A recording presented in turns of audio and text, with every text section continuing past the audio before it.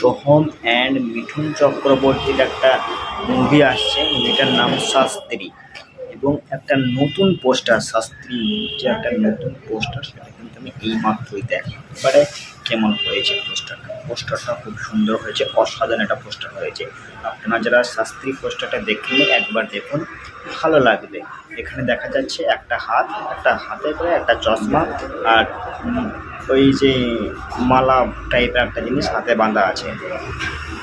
এবারে কিছু লোক ব্যাকগ্রাউন্ডে আছে, দেখানো হচ্ছে যেটা আর কি।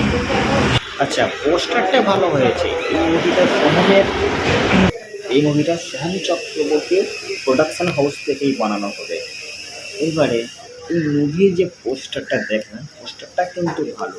এই পোস্টারটা ভালো হয়েছে, এরপর ট্রেলার আসবে, সেই ট্রেলারটা দেখতে হবে কেমন হবে।